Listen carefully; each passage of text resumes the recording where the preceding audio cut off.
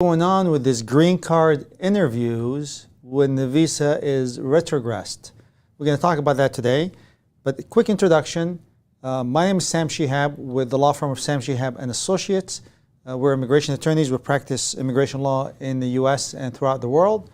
And we spend every Monday at 6 o'clock some time with you guys to discuss a topic of interest, a developing event, or answer questions as the need arise. Some time to spend with the community. And with me is the one and only one. I was the one and only one last week when I was here by myself, but now I'm the other guy here. I'm Brian Burke. Thanks everybody for tuning in. I think we have a good presentation today, which we will begin in just a minute.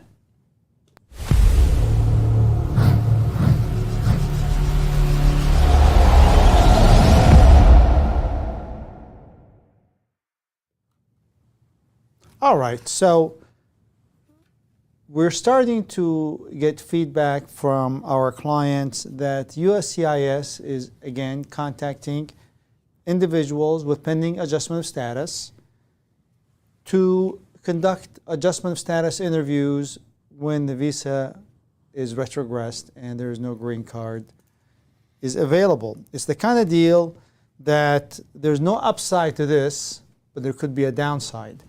Not exactly a great situation.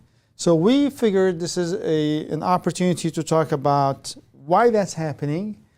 Obviously, we don't have a definitive answer for every case, but we have a general opinion on it, which we will be sharing with you, and help you out preparing for these interviews and be ready for them if they come your way. Brian, so our client's telling us, hey, I'm getting an adjustment interview. Is there a visa number available that they put aside because they like me so much? They put aside a visa number for me in the file, and me and my wonderful family that have been waiting for 9 years, there is a human being looking after us, and they're going to hand me a green card. What's the likelihood of that happening? Very, very extremely low, and this, falls back into this frequent topic that we have here. It's, gee golly, USCIS and/or the Department of State really doesn't do great sometimes about giving people good information. And I guess in this falling in this category, one, that we don't have a visa for you if your priority date's not current, and two, explaining why you're being interviewed in the first place, because you don't get told why you're being interviewed. Everybody gets a generic interview notice, and I guess there's reasons we can talk about why they wouldn't want to tell you what you're being interviewed about, because some of those things are gotcha things. But I guess your big point here, Sam, is they sort of get people's hopes up, gets them excited about something when a visa is not available. I literally had a talk with somebody last week about an upcoming green card interview, and their priority date is sometime in 2014, which, my visa bulletin is over there out of reach, but the bottom line is you and I both know that priority date is not anywhere near current now, and it's not likely that it's going to be current, immediately in the beginning of the new fiscal year. So we come back around to, well, why are they doing this then? Why are they wasting their time? Is there a law that says they can conduct as many interviews as they want? No. So what's the legal foundation for USCIS to call in someone to interview them when there is no visa to give them? I don't think I can point to one, if I'm being honest. Well, I think I have an answer. I mean, there's a pending petition. Sure. And USCIS can conduct investigation or review at any time. There doesn't have to be a visa. Well, number sure. So I guess the point you make is, okay, there's no visa available, so they can't approve it right now, but they can deny a case at any time. Yeah. This is like there's no upside, but there's downside. Yeah. I mean, they can absolutely take action on your case, and that action can absolutely not be an approval. Yeah. And that's bad news. So you gotta be prepared. I mean, it's not like it's bad news that you're being called. It's just there is unfortunately a downside, but not an upside. And therefore, we want you to take it seriously and don't get too excited that there's a visa number available for you. And the why is what we would like to answer. Well, I want to sort of underline something though. So historically, maybe let's say 3 to 5 years ago, we occasionally would get RFEs, stating, "Hey, please confirm that you have a job still available," like a supplement JRFE, making sure the job's still there. RFEs to just check in. But I mean, in some ways, that's what these interviews seem to be. You know, just an excuse to check in with you to make sure your case is, you know, give it a kick and see if it's still viable, because it has the same effect as one of those RFEs essentially. So list the possibility. Number one on my list, which is not number one on the list in front of us, which we just talked about, is USCIS is confused. Would that be a number one on the list for you? So I think I could agree with that. I think I might interpret it differently. So you think USCIS is they just, I have cases here, I'm going to interview them, right? Yeah, I mean, they came out in the system, and there is a person that prints these interviews. He sees the name, he sees a pending case. He or she believe that an interview is in order. They send out an interview notice, and then the case is assigned to an officer.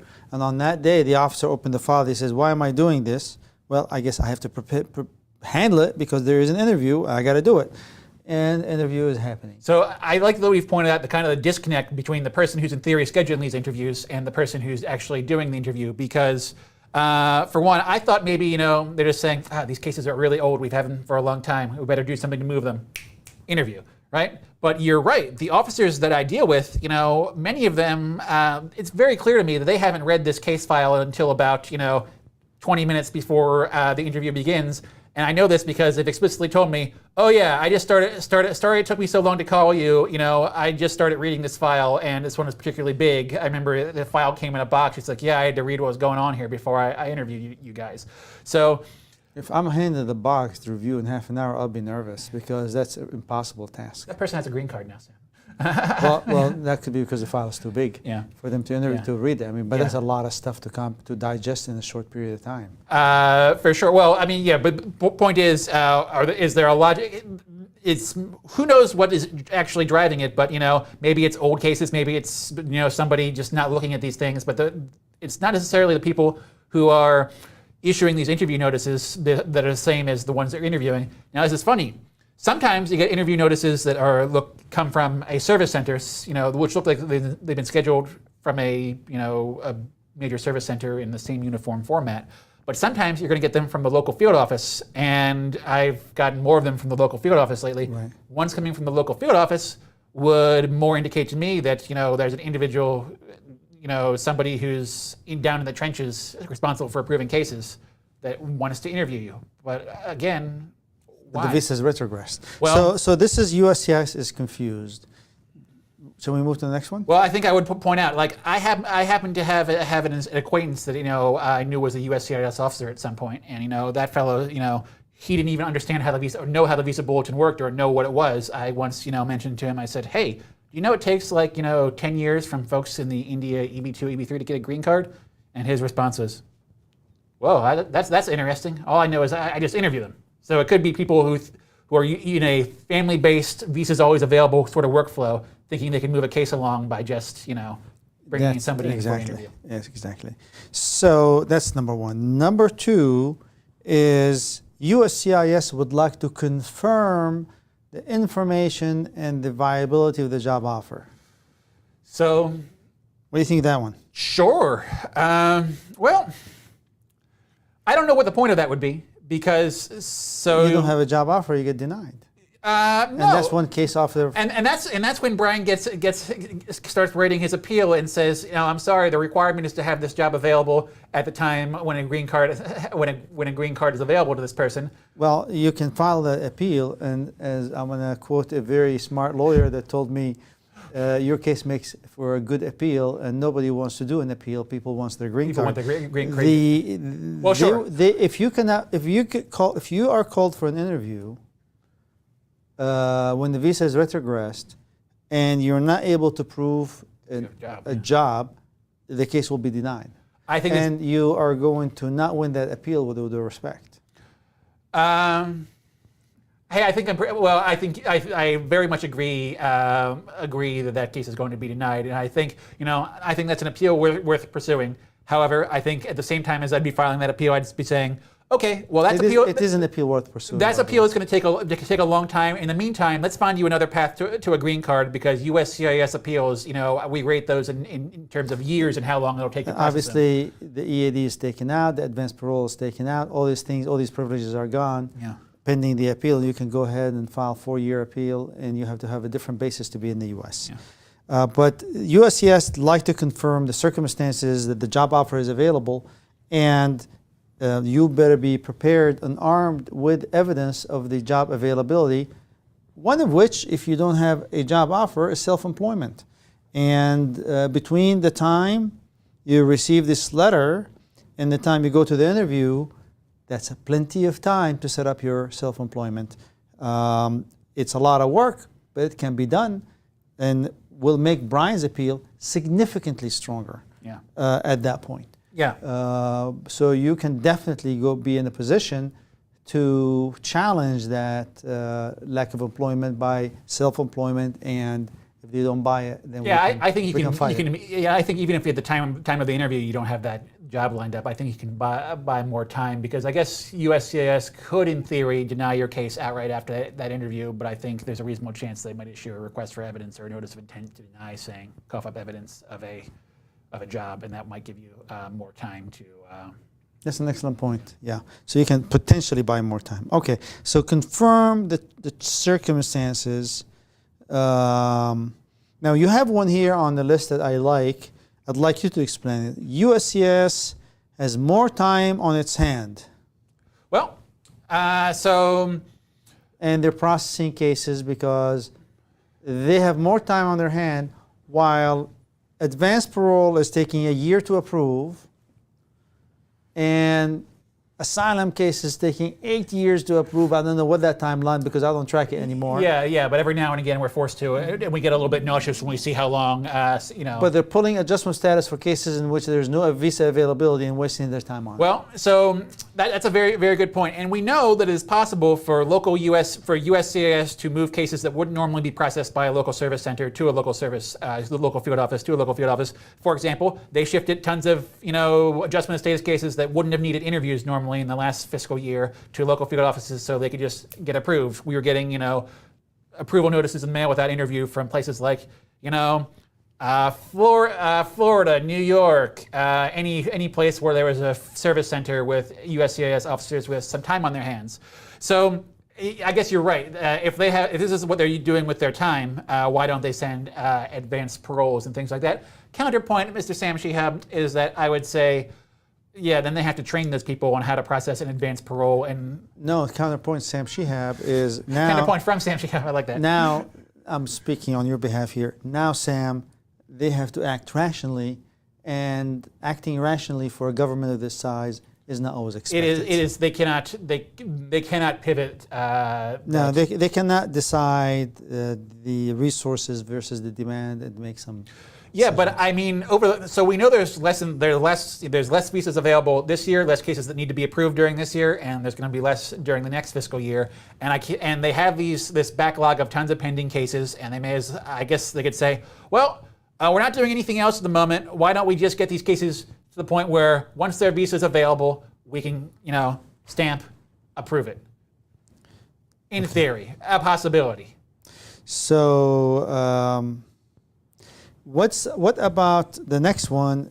USCIS has a backlog of cases, and they're interviewing to get cases ready for approval should the visa that's what I'm saying, bulletin moves forward.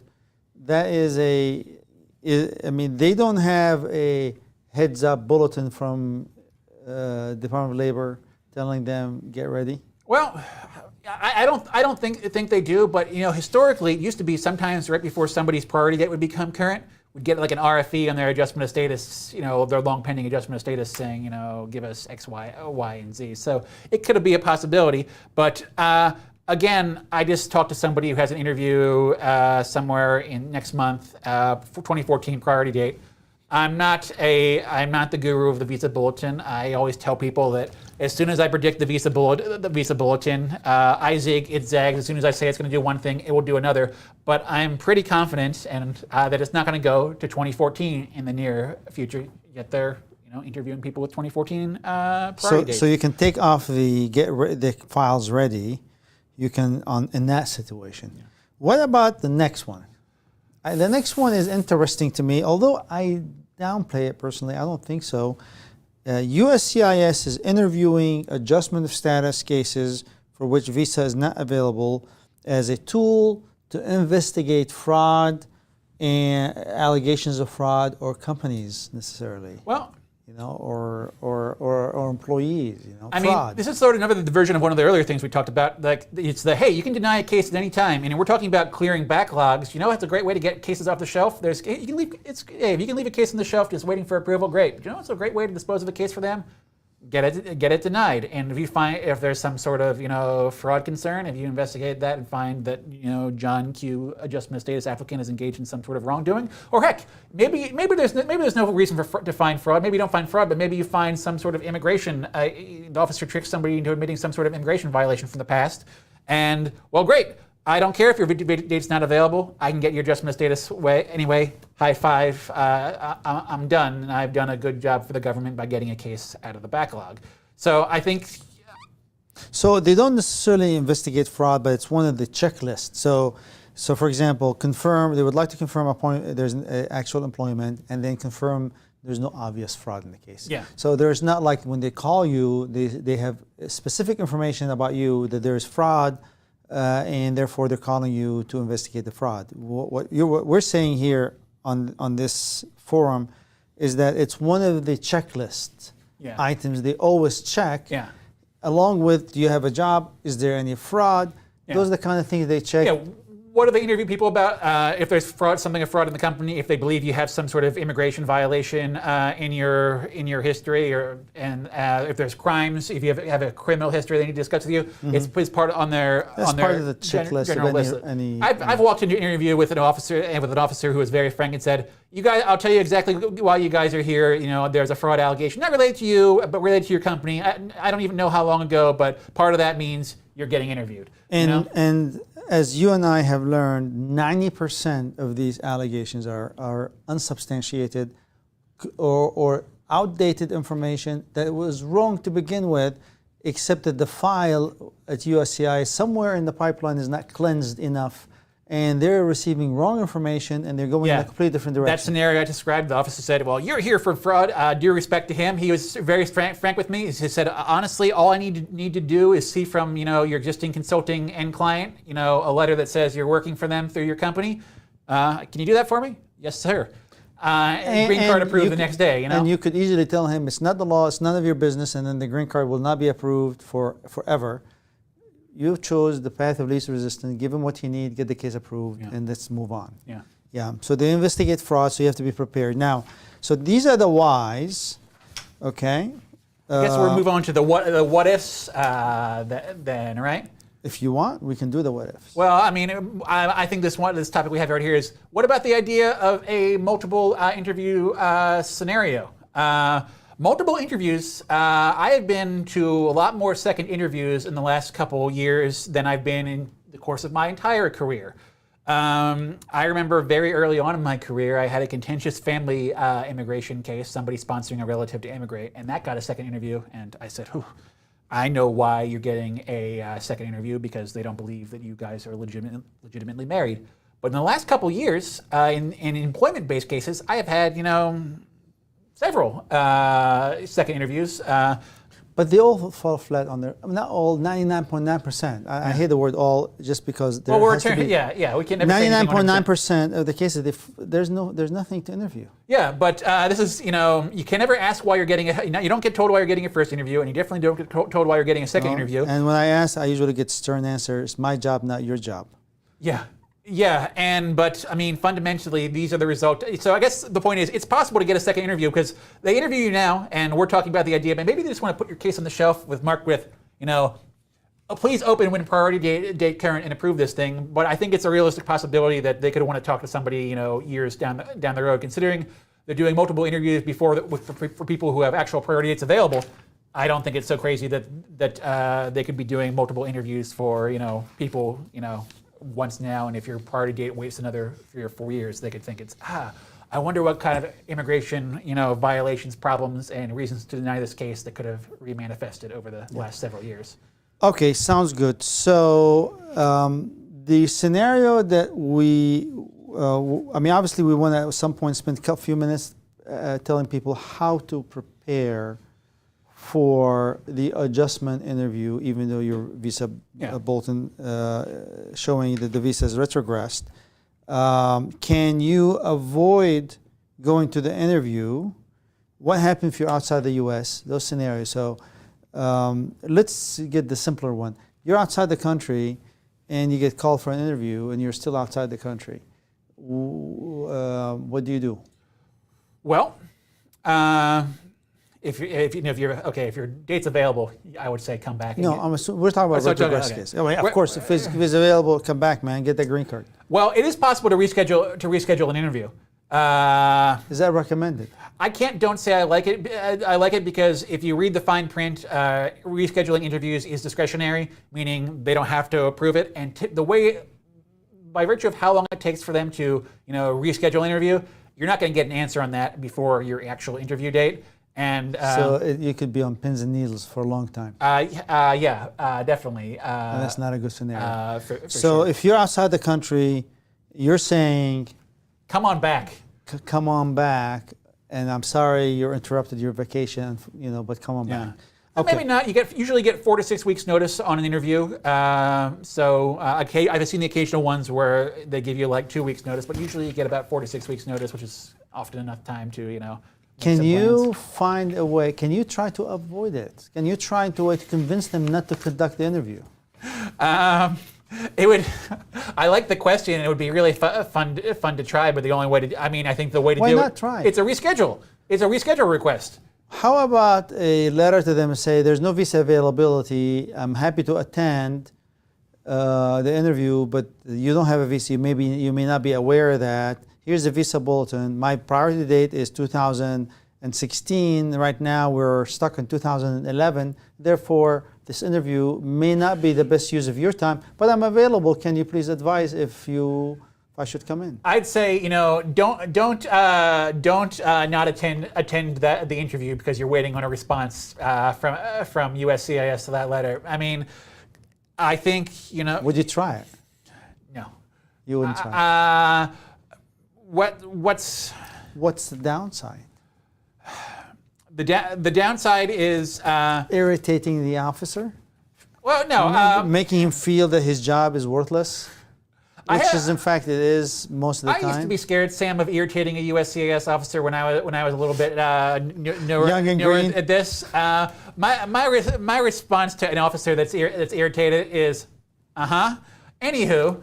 And continue making whatever point I need to make on behalf of my client.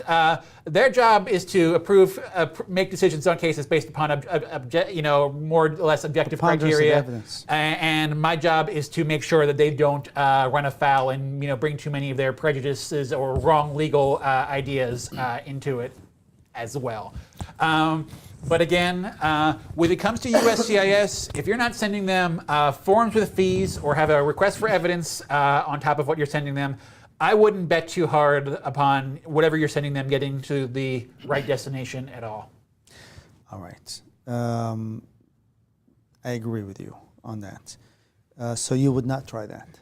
Sam. I can't say 100%. And I am an attorney. 99.9% of the time, I'm going to say no. But I'm sure you could conjure up a scenario where I say, well, that's an interview you want to avoid. But yeah, I'd say I think the second half of that sentence would be, but be prepared to go anyway, because if you don't attend that interview, if you don't attend an interview, they can deny your case, and that's that. But there are those situations. I am overseas. Attending the wedding of my brother. What's going to happen exactly the day of the interview? Here's evidence of it. I respectfully request. Oh yeah, sure. That's a part of a good good faith request to reschedule an interview. And if they denied that request, you can file a motion. Yeah, exactly. And I would love to file that motion because I would not love to file that motion. For I don't want to be filing motions. I wouldn't want somebody somebody else who I don't know to come to my office with that. And I think my response would start off with, "Come on, really?" Yeah. So you're attending the interview. Yeah. Let's talk about preparing for that interview. First of all, you always recommend bringing a fresh I-485 supplement J to the interview. Yeah. It's not legally required, and Supplement J was only ever required if you were filing without the original I-1, separately from the I-1, at a different time from the I-140 filing. But I, learned this lesson pretty quickly, that after this new policy went into effect, an officer said, "Hey, where's your Supplement J?" Now, it's funny, an officer who knew what a Supplement J was and wanted it is another bag of beans altogether. But my response is, well, I appreciate your question, officer. Respectfully, that's not required, as this case was filed separately from with an I-140. You're not going to tell me what's required, what's not required, young man. Yeah. Well, okay. I think my response would have been more like, happy to get you one. Because it's not gonna, if you have a Supplement J available to you, get it ready, because you're gonna have somebody who wants it and is in love with those. That's a great way to get that request for evidence to buy you more time. It's oh, I don't have a job at all. Happy to get you a supplement J, and where that comes from is where you spend the RFE period, figuring that out, of course. Right. Yeah. Okay. What else would you recommend coming to this interview? I mean, you need to take this 100% seriously, because you need to get all your documents in order. One of the things they require, that any and every copy of a document you have submitted, you must have the original with you. And for officers, they love this extra copy because they want something. So credentials, copy. Birth certificate, have a copy. Yeah, I mean, they don't want to go to the copier. Yeah, they hate going to the copier. They do appreciate a well-prepared, person in an interview. I always, I say it's called an interview, and I kind of treat it like a job interview, because sooner or later they're going to think of your case, and just think about, especially if your party date's current, they're going to say, what about this person? Do I put a recommend to approve on their file? And I would want that the impression you make on that officer to be the best version of yourself, and that becomes looking your best, being having the documents you want, having answers to their questions, being the best version of yourself. I guess speaking about that, Sam, if anybody is going to an interview, not everybody wants to take an attorney, right? But talking to one beforehand is kind of something good. We have the unique position of having been to, tens or hundreds of interviews. I honestly think that, yes, you definitely need to talk to an attorney before you go to the interview. I honestly think that you should take an attorney with you before you take an interview, because this is the most important legal procedure you will go through, probably after your marriage. Your marriage document is the most important one. That's the most impact. That's the most expensive. Costs you a lot of money. Costs your spouse a lot of money. It's a lifelong commitment. This is right after it, in my opinion. And I have been to interviews, as you have, Brian, and I have seen 3 types of interviewers, adjustment status interviewers. I'll let you know if I agree when you're done. Yes, the first type is the one that will review the case based on the facts and the documents in front of them, and that's the majority of the officers. But there's 2 other types. One has every intention to approve your case.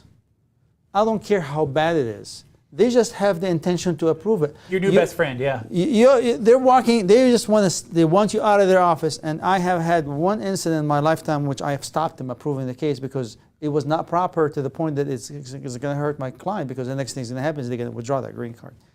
And then you have the third type, which is a minority, but they exist. Believe me, they exist. They have every intention to deny your case, walking in from day one. They do not understand what an approving a case means, and they are leaning towards 90% of the time they're going to deny the case. They're not in the mood to approve them. As a matter of fact, sometimes they don't even listen to you when you're talking. They're surfing on the internet, looking at stuff on their computer. Yeah, I think those bad ones, frankly, are becoming rarer and rarer. In my, they're still out there. They're out there. They're out there, and they exist. And these are the ones, unfortunately, have been around for a very long time. I've been doing my job for the last 25 years. You're not going to tell me what to do. Yeah. And you have been doing your job wrong for the last 25 years. Now, they are minority, but they do exist. And you need counsel to protect yourself, in my opinion. Yeah. I mean, the bottom line for employment-based green card. Do you agree or not? You said you're going to listen at the end to see if you agree or disagree. I think those are really the categories of people you get with USCIS, and most of them are 100% right down the middle, and they're going to give you a fair shake. But I've had the occasional person where the most basic issues are points of contention for them, and I mean. You can't argue. You got to argue with them a little bit because they're wasting your time and putting undue stress on the client. But I've been to with married couples who have had like 2 kids and married for a decade, employment-based interviews, and it's they start grilling them about their married life. Why? Yeah, and it is like they're just looking for the error, the mistake, the misstep, and to make a big deal out of it. Yeah. So you need to take those cases seriously. You need to prepare for them. Talk to an attorney. Most attorneys, our office included, has a review sessions that are organized. A lot of people contact us for reviews. Other attorneys have the same service. Talk to them about your concerns and your. Don't just say, it's going to be a stupid interview. There's no visa available. I'll just show up and talk. Now, there are things that they have. Maybe the file has uncovered a problem with the interview at the U.S. consulate 15 years ago that now is going to surface and you're not prepared to handle.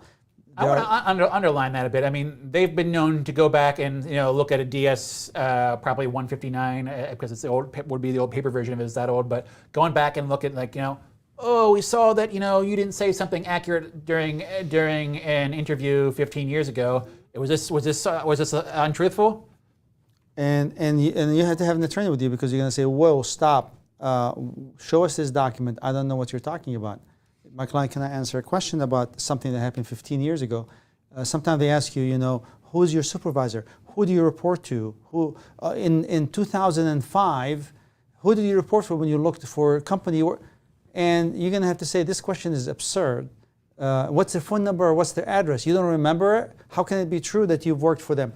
And I don't have a memory of a computer. Dealing with issues like that. I mean, one of the things I always try to hit in my helping people prepare for interviews is, I don't know or I don't recall is a perfectly acceptable answer, and they can't don't be badgered by them into saying something inaccurate or untruthful because they wanted to answer. And to highlight, these are the minority, but these are a minority of cases which you don't want to find yourself in it.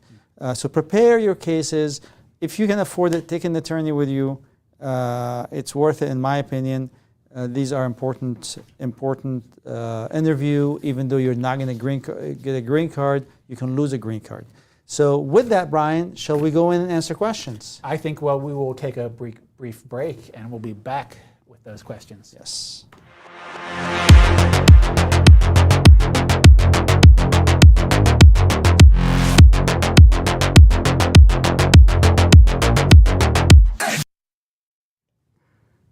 All right, so this is a time in which we will take questions and answer them. Just a reminder, do not decide your immigration life based on our answers because we don't know enough about your case. We just give you general answers, trying to educate you and put you in the right direction. There's no attorney-client established because we're talking virtually on the internet. We don't know enough about you, you don't know enough about us. And always consult a competent attorney before you make a choice or decision on your immigration case. Without further delay, we're taking question number 1 from Bagya BN. Yes. So, are we expecting the second H-1B lottery to happen sometime this week? How sure are you guys that a second H-1B lottery will happen for fiscal year 2024? So I don't think we've ever committed to the idea, but we've kind of talked about it being a possibility. I think the general opinion across the board is going to happen. That's on a guessing, the general guess. Yeah. Okay, and an opinion. It is absolutely not based on any facts other than people were scared off from filing their H-1B caps because of the threat, the vague threat, which they, as far as we can tell, haven't done any follow through on of multiple registrations, and they're scaring people out of filing their H-1B cap cases. Yes. And if those people don't file those cases, June 30th has already passed. Meaning if the USCIS hasn't gotten those cases, it means they can't claim those numbers under the cap now. And if they have a ton left over, they might do a second round of selection. Now, as for a matter of when, second rounds, as I recall, we saw them in August in years in which they did them. Thereby, I think we're a bit premature for them to sort out. That early. Yeah. I agree. All right. Keeping it going here. M1, 2, 3, 4. Hello, I'm currently on H-1B valid until October 2024. Okay? Yeah. But due to recent pay rate reduction, my employer filed a new petition and is pending. So I'm assuming an H-1B amendment. Yeah. Do I still have 60-day grace period on my approved petition? Well, the answer to your question is there is no grace period to be concerned of necessarily, but maybe there's not enough facts to advise you one way or the other. Let's review what are the rules on the grace period first. Yeah. Number one, there has to be an I-94 valid as of the end of the grace period. So the grace period cannot go beyond the I-94 and cannot go more than 60 days. So whichever first in time is the grace period. So once during your existing current approved I-94. It happens only once your current approved. That's the second requirement. Yeah, only once. Only once. This third requirement is that there has to be a cessation of employment or termination of employment. So here it does not appear to me, at least based on the information you've given us, that there has been such thing. Yeah. So is there anything else? No, that's basically just smash all that together. Once during your period of approval, you get a cessation of employment is not considered to put you out of status for up to 60 days, but it cannot go beyond the end of your I-94. So I'm going to spin on this a little bit because this may be where M1234 is going. Yeah. So let's assume that this employer, there was a reduction in pay, but also there was a stopping in pay. So let's assume that 3 months ago, the employer stopped issuing paychecks. Well, for me, that's a pretty straightforward issue. In order to be in H-1B status, you have to be working. You have to be working for money. And if you're not getting paid, you are going to be argued to be in non-compliance. And thereby, and that's the incredible unfairness of the process, because as you have a tough spot, you may not realize that you really are out of status the moment you stop. No alarm goes. There's no buzzer that goes off after 60 days that says being out of status. They don't monitor people that way. So if he filed this H-1B, he stopped paying you for 2 or 3 months, and then filed it in a new H-1B amending, you got problems. I see what you're saying. If I've already been, had a stoppage of pay or even a reduction of pay, arguably that puts you below the required H-1B wage, you're in non-compliance, and that amendment could be too late.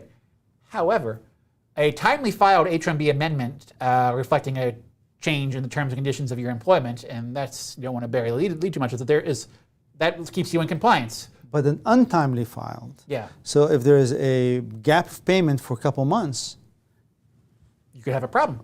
Well, you can argue grace periods for that a little bit. Sure. I mean, it gets really tricky. Yeah. But if you cross 60 days, let's say there's a reduction in pay or a non-payment, and then on day number 65, this amendment is filed, that could be a problem. Yeah.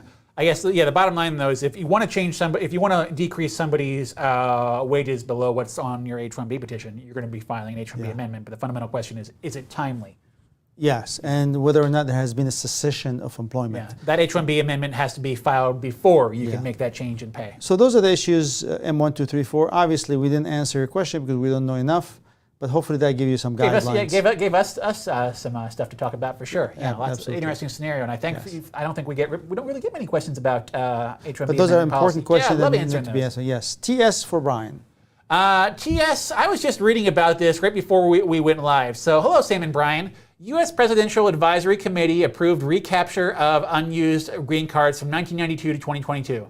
What's the likelihood of this becoming a reality with or without a Congress bill? It is as high likelihood as me being able to speak Spanish, because my Spanish is horrible. Buenos dias, Senor Sem Shihab. But that was you speaking Spanish, not me. It's not likely, Brian. What do you think? Not for the time being. No, I mean we have a president who is President Biden, who's aiming for a re-election, and I don't think he's going to do anything. I was reading about this a little bit before this. One of the things on the agenda is to change the way you're allocating the green cards. The only count the primary person. That's something he could in theory do. So here's the unfortunate thing. You're going to know this election year for Democrats, they are going to fly through the citizenship applications and approve them. An application that takes a year to approve, it'll be approved in 2 months. Why? Because based on their data, a new immigrant is more likely to vote Democrat than Republican. And if there's a Republican administration, these citizenship application now we're taking 8 months, they take 13 months for the same reason. These guys, poor guys who are trying to get a green card, will not translate to a vote and therefore are not a priority. Yeah. Actually, they are a liability for a running president. That they worry about the people on the center, and they worry about how the other side's going to spin it. So and so's letting more people into the United States, and people will make presumptions. Yes. Even though obviously we're talking about people coming to the United States legally, of course. And 1, 2, 3. When someone's green card is approved, what happens to the H-1B status? It disappears. Yeah. Do we need to withdraw an H-1B, or it's automatically voided because of the adjustment status? Thanks. You don't need to void it. It is automatically ceased to exist by virtue of the fact that the person is a permanent resident. The individual doesn't have to worry about it, but I'd say, hey, your employer, might want to, withdraw it to clean up their records and their H-1B LCA public access files, of course. Yes. And follow-up question: where can we find rest of the world approved green cards numbers? I'm assuming for a fiscal year. Does USCIS publish this data? So, some of this data is available, and I'll tell you people generally where they can find, USCIS and Department of State data because it's relevant. So, this is I don't have a Google search. USCIS has the USCIS statistics page, and if you go there, you'll find you can search by topic and find all sorts of spreadsheets full of data, and they will include, from USCIS there will be a example I-140 report of, here's people waiting based upon their country of birth and their I-140 category. You can't really do any sort of analysis of who's waiting from or who's being approved from where without both USCIS data and Department of State data. Because Department of State approves people through the consulate and USCIS approves USCIS. But the data comes in late and it's really not exactly relevant to the year. This data comes and then it gets revised and updated. It's extremely unreliable. So for USCIS, go to the USCIS statistics page to find their information. For Department of State, if you search for, I believe, Department of State visa issuance reports, they eventually for every year publish a visa issuance report where you can find all sorts of interesting reports about where green cards were issued from where. They also issue monthly reports to Department of State, which is useful for somebody who's, say, trying to figure out if they're wasting a bunch of family visas at the consulates and thereby trying to understand how many more extra visas will be available for employment-based categories in a year. All right, Brian, what's the next one? Yes, sir. Bing. From Sai. All right. Hi, Sam and Brian. Thanks for your sessions. My priority date of 4/2012 have both I-140 EB2 and EB3 downgraded. When do you think 4/2012 current again? Well, this is where I talk about the visa bulletin, and we check it out here real quick. And visa bulletin, we are on July 2023, and the final action date for let's see, India here, employment-based, we are looking at EB2 January 2011 final action date, and EB3 January 09 India final action date. Wow. But interesting, the filing date for India EV3 is 2012, so Yeah. matching. So I think they're expecting that these dates will move close to 2012 by the end of the year. So here our friend is for 2012. The big, assuming that that the Department of Labor is logical in publishing these dates, because they may not be logical, because we see a big gap between the filing date and the final action date. We feel that the Department of Labor, the Department of State, believe that they may get back to sometime in May of 2012 by next year, by the end of the fiscal year. Yeah. That's basically the assumption. But Well, Charles Oppenheim was the guy who raced to run the visa bulletin, and he said, yes, the final action, the dates for filing are 6 to 10 or sometimes 8 to 12 month outlook as to where we think the visa bulletin is going to be. Here's a 3-year outlook. So you get 2009, and then the dates for filing is 2012. Well, yeah, so that's the differential. But what he would say is that's where we think the filing dates for filing are where we think the visa bulletin is going to be in X number of months. Yeah. So, but usually that gap is about 8 to 9 months. Yeah. So it doesn't make sense what's going on here, because the gap now is 2 years plus. I have an idea. You can call me crazy, but I thought maybe it's just, hey, maybe they're just trying to be nice, make it. So, be more optimistic on visa availability such that more people can file their adjustments of status. So that And because it's theory pending adjustment of status. lead me to believe that 2012 will not be current soon. Well, that's when who knows? That's why I say predicting the visa bulletin is sometimes a fool's errand, because it is very difficult. It doesn't abide by logic sometimes. Yeah. So switching here to Bhargav, and he would like us to talk about the automatic revalidation. And he's saying, can I go to Mexico and switch from H-1B to H-4 with just having only one valid visa, either H-1B or H-4 visa?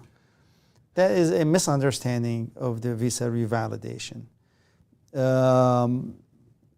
Although it is, number one, you have to have had a valid stamp at any given point in the past. Yeah. So you don't have to have a valid visa on your passport. You could have a valid visa in the past, and that valid visa can be extended or changed to a different type of visa. You have to have a proper visa in the US, and the visa revalidation was really put together to allow you to leave the country and come back without a stamp in the visa. So you could, in theory, get switched to an H-4 if you have an I-797 H-4. Yeah, but it's not the initial intention. The initial intention is to leave the country on H-1B. You're on H-1B. You really don't need to get a stamp because you're going to a contiguous territory. You hang out in Mexico for a week or two, and then you come back to the border and say, hey, I was on an H-1B, get me back on an H-1B. And they say, okay, fine, come back in. Nothing in the visa revalidation says that you really cannot switch it to an H-4, but they could give you a hard time on that. Yeah, I mean, I don't see. I would definitely see them giving you a hard time on it. Basically saying, well, I know it's possible to use another type of visa, but it's.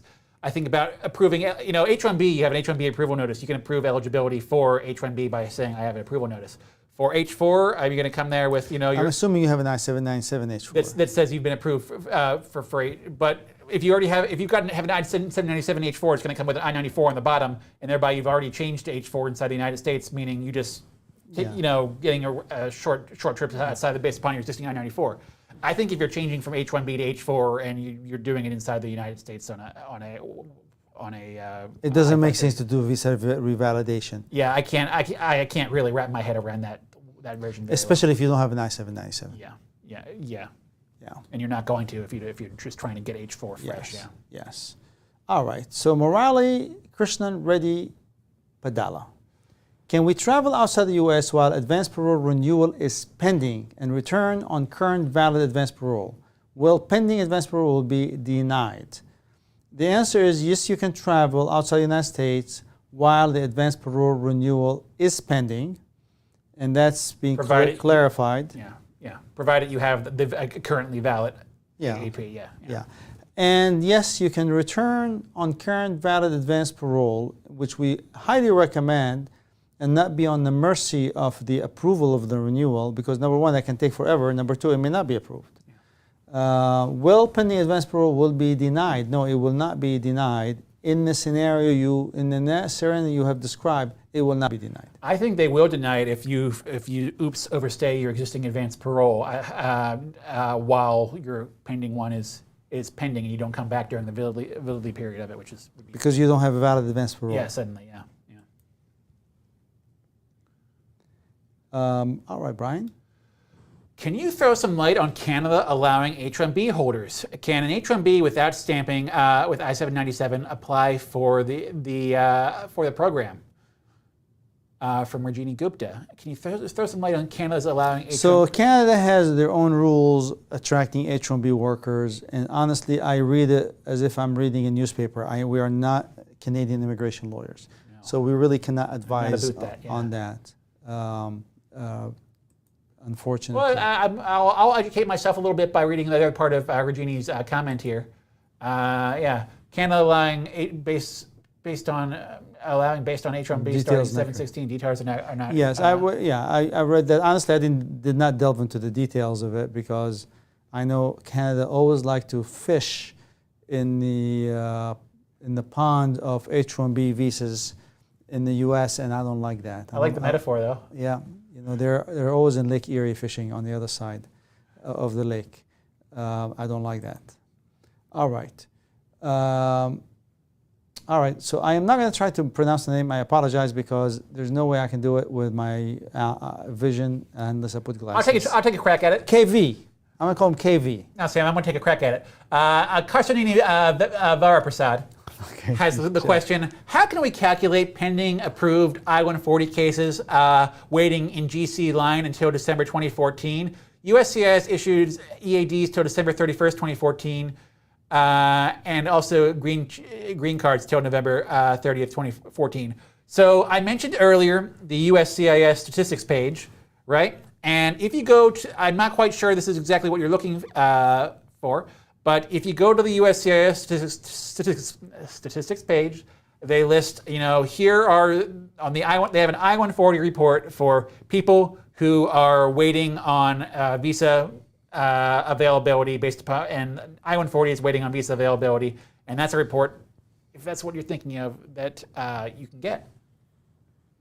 Good answer. All right. M1234. Reiterating my previous cue regarding the grace period, my pay was just reduced due to budget cuts and there is no gap in pay. Good job.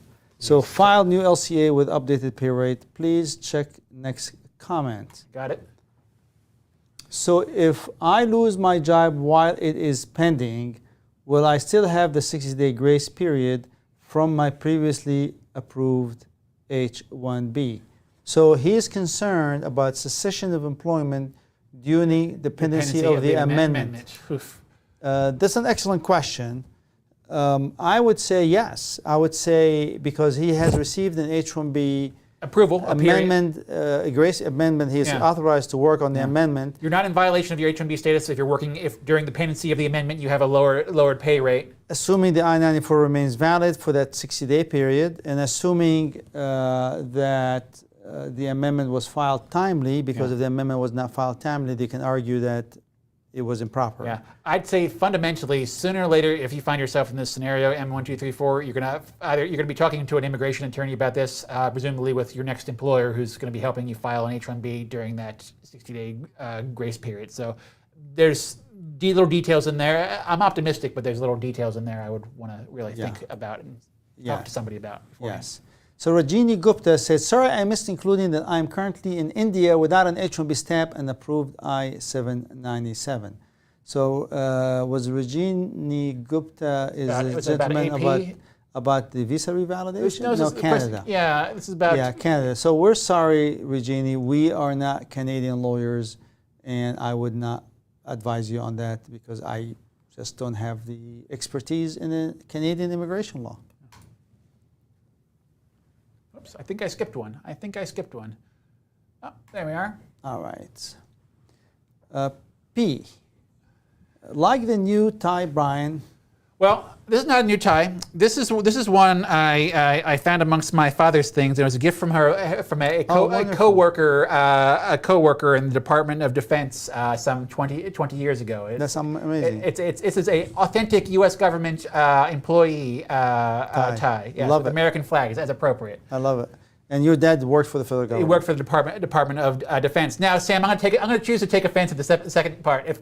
If my new tie makes if you like it, it implies it makes me look good, and Sam's looking sharp as usual, I'm going to choose to be offended. I don't think. I think the Sam is sharp as usual is an add-on.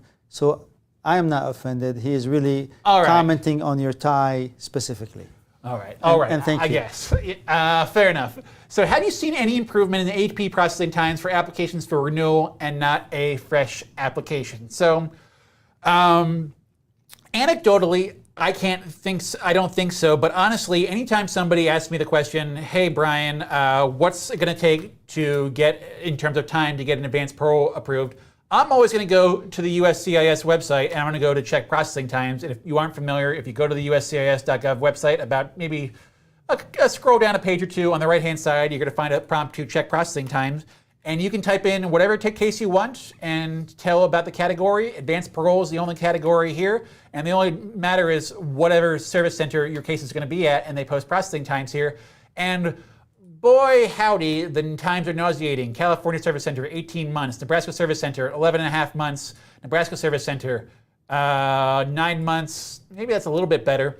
Texas Service Center, 18 months. Oof.